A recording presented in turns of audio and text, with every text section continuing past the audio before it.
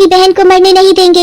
इस बार तुम इसको नहीं मार पाओगी। माँ पापा, आप चुड़ैल दादी से अपनी बेटी को छीन लो, इसे बचा लो। हमारी बच्चियाँ हमें माफ कर दो, हम तुम्हें बचा नहीं पाए।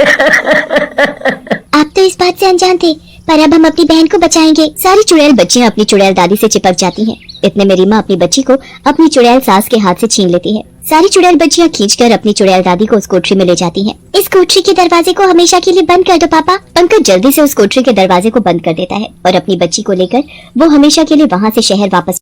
एक शहर में रीमा और उसका पति पंकज हंसी खुशी एक छोटे से घर में रहते थे। पंकज की अच्छी खासी नौकरी थी। रीमा को बच्चों के साथ वक्त बिताना बहुत अच्छा लगता था, पर उस बेचारी के खुद के कोई बच्चा नहीं था। पंकज की माँ गांव में रहती थी और वो हमेशा एक पोता चाहती थी। वो हमेशा पंकज और रीमा को गांव बुलाती रहती थी। काफी समय से पंकज की माँ का कोई फोन नहीं आता, इसलिए एक दिन पंकज रीमा को लेकर गांव चला ही जाता है। आखिर तू आ ही गई। जी माँ जी। रात को रीमा की सास रीमा को एक कमरे में लेकर जाती है। उस कमरे में ढेर सारे दिए जल रहे होते हैं। आसपास गुलाल और फूल और बीच में आग जल रही होती है। माँ जी, ये सब क्या है?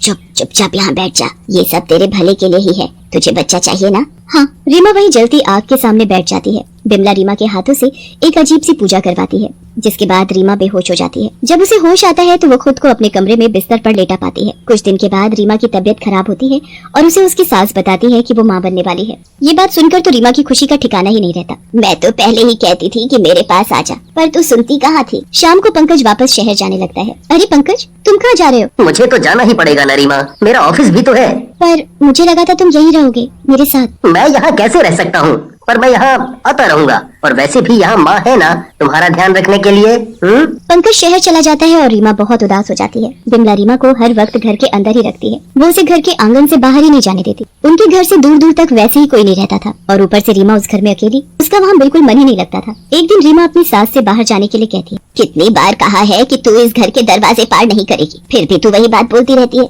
इतनी मुश्किल से तू माँ बनी है, क्या चाहती है कि गाँव वालों की तुझे और तेरे बच्चे को नजर लग जाए? बता। नहीं, मैं यही ठीक हूँ। धीरे धीरे रीमा के 9 महीने पूरे हो जाते हैं। एक रात रीमा की तबीयत बहुत खराब हो जाती है और वो एक बेटी को जन्म देती है और बेहोश हो जाती है। अपनी पोती को देख बिमला गुस्से से लाल हो जाती है और एक चुड़ैल में बदल जाती है। मुझे पोती नहीं, पोता चाहिए था। पोता, इसे मैं नहीं रख सकती, इसे तो मरना ही होगा। चुड़ैल दादी अपनी पोती को उठाकर ले जाती है और उसे मारकर एक कोठरी में बंद कर देती है। उसके बाद वो वापस रीमा के पास जाती है और अपने पुराने रूप में आ जाती है। उठते ही रीमा अपने बच्चे के बारे में पूछती है। अरे मेरी बहू, तुम्हें तो एक मरी हुई बच्ची पैदा हुई थी, मैं अभी उसको दफना कर आ रही हूँ। नहीं, ऐसा नहीं हो सकता। इतने साल बाद तो मुझे ये खुशी मिली और मैं उसकी शक्ल भी नहीं देख पाई।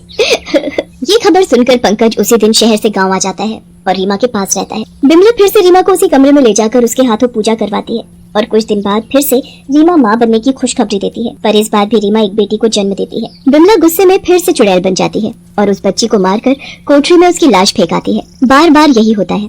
हर बार रीमा बेटी को जन्म देती और चुड़ैल दादी अपनी पोती को मारकर उसकी लाश कोठरी में फेंक देती। ऐसा करते करते रीमा 12 लड़कियों को जन्म दे चुकी होती है, जिनको उनकी चुड़ैल दादी मारकर कोठरी में उनकी लाश फेंक देती है। रीमा एक बार फिर से माँ बनने वाली होती है, पर इस बार रीमा इन सब से बहुत परेशान हो चुकी होती है। एक रात रीमा को बच्चों के रोने की आवाज आती है। अरे, ये बच्चों के रोने की आवाज कहाँ से आ रही है? हमारे घर में कोई बच्चे नहीं है, जरा जाकर देखती हूँ। रीमा उठकर जाती है तो उसे उन बच्चों की आवाज उस कोठरी से आती है। रीमा धीरे धीरे कोठरी की तरफ बढ़ती है कि तभी बच्चों की आवाज आने बहुत धीमी हो जाती है। रीमा कान लगाकर ध्यान से आवाज सुनने की कोशिश करती है। पीछे से रीमा के कंधे पर एक चुड़ैल का हाथ आता है और रीमा जोर से चिल्लाती है। कौन है? कौन है यहाँ? कौन है? क्या हुआ बहू, तुम यहाँ क्या कर रही हो? माँ जी, वो इस कमरे से बच्चों के रोने की आवाजें आ रही थी। अरे बहू, इस घर में तो कोई बच्चा ही नहीं है, तो कैसी आवाज? तूने कोई सपना देखा होगा, चल जाकर सो जा। नहीं माँ जी, मैं सच बोल रही हूँ। आवाज सुनकर पंकज भी आ जाता है। रीमा पंकज को यकीन दिलाने की बहुत कोशिश करती है, पर वो भी उसकी बात पर यकीन नहीं करता। सब जाकर वापस सो जाते हैं, पर रीमा नहीं सोती। उसे वही आवाज ध्यान आती रहती है। वो आवाजें कोई झूठ नहीं थी। मैंने 12 बच्चों को जन्म दिया, पर आज तक माँ जी ने मुझे एक की भी शक्ल नहीं दिखाई। बस हर बार एक अजीब सी पूजा करवाती रहती है। आखिर ये सब क्या चक्कर है? मुझे इन सब का पता लगाना ही हो। रीमा उस दिन से हर चीज पर ध्यान रखने लगती है, खासकर अपनी सास पर। 2 दिन बाद रीमा को फिर से रात को बच्चों के रोने की आवाज आती है। रीमा भागती हुई जाती है और जैसे ही वो कोठरी तक पहुंचती है, तभी वो आवाजें बंद हो जाती हैं। आखिर इस कोठरी से हमेशा बच्चों के रोने की आवाज क्यों आती है? मुझे इस ताले को तोड़ना ही होगा, पर इसकी चाबी तो माँ जी के पास होती है और वो मुझे कभी इसकी चाबी नहीं देंगी। मुझे चुपके से ही लेकर आनी होगी। रीमा चुपके से अपनी सास के कमरे में जाती है तो वहाँ उसकी सास होती ही नहीं है। रीमा को ये देख बड़ी हैरानी होती है कि उसकी सास इतनी रात को कहाँ चली गई। वो पूरा घर जाकर देख लेती है पर उसे उसकी सास कहीं नहीं मिलती। फिर उसे वही कमरा याद आता है जहाँ वो उससे पूजा करवाती है। रीमा जल्दी से उस कमरे में जाती है तो उसके होश उड़ जाते हैं। एक चुड़ैल आग के पास बैठकर एक गुड्डा बना रही होती है। इस बार मुझे पोता जरूर मिलेगा। मैंने इतनी कोशिश की पर हर बार मेरी बहू ने एक लड़की को जन्म दिया, पर इस बार नहीं। इस बार मैं ऐसी पूजा करूंगी कि मेरी बहू के पोता ही होगा और फिर मुझे उसे मारकर उस कोठरी में नहीं फेंकना पड़ेगा। उसे तो मैं अपने साथ ले जाऊंगी। हे भगवान, ये सब क्या है? ये चुड़ैल मेरी सास है। इसने मेरी 12 बच्चियों को मारकर उस कोठरी में फेंक दिया। मेरे साथ इतने सालों से ये सब हो रहा है और मैं पहचान नहीं पाई। अब मैं क्या करूं? मैं इन सबसे बचकर कैसे निकलूं? मुझे अपने इस बच्चे को बचाना ही होगा। रीमा जल्दी से पंकज के पास जाकर उसे उठाती है। पंकज बहुत गहरी नींद में होता है। पंकज उठो, पंकज उठो, जल्दी उठो पंकज। क्या हुआ रीमा, क्यों शोर मचा रही हो?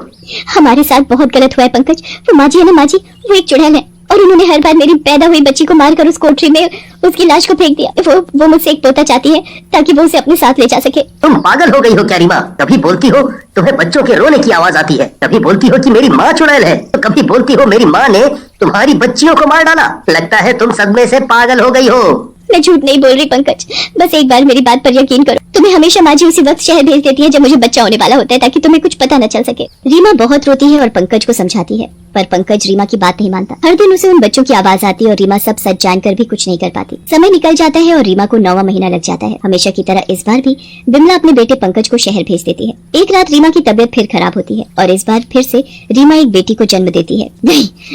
नहीं, इस बार भी लड़की, ऐसा नहीं हो सकता, मैं इसे मार डालूंगी। जैसे ही चुड़ैल दादी उस बच्ची को मारने लगती है वहाँ पंकज आ जाता है। छोड़ दे मेरी बच्ची को। पंकज, तू यहाँ वापस कैसे आया? मैं यहाँ से गया था पर मेरे कानों में रीमा की बातें गूंज रही थी।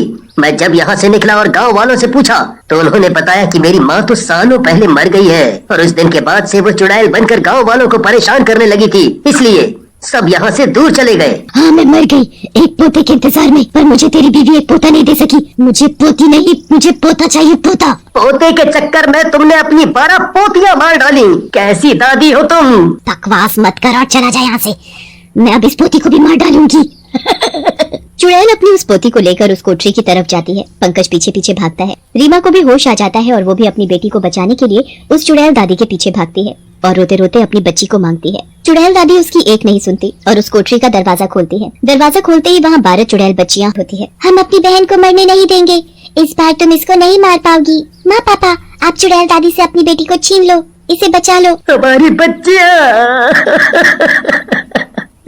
हमें माफ कर दो, हम तुम्हें बचा नहीं पाए। आप तो इस बात से अनजान थे, पर अब हम अपनी बहन को बचाएंगे। सारी चुड़ैल बच्चियां अपनी चुड़ैल दादी से चिपक जाती हैं। इतने में रीमा अपनी बच्ची को अपनी चुड़ैल सास के हाथ से छीन लेती है। सारी चुड़ैल बच्चियां खींचकर अपनी चुड़ैल दादी को उस कोठरी में ले जाती हैं। इस कोठरी के दरवाजे को हमेशा के लिए बंद कर दो पापा। पंकज जल्दी से उस कोठरी के दरवाजे को बंद कर देता है और अपनी बच्ची को लेकर वो हमेशा के लिए वहाँ से शहर वापस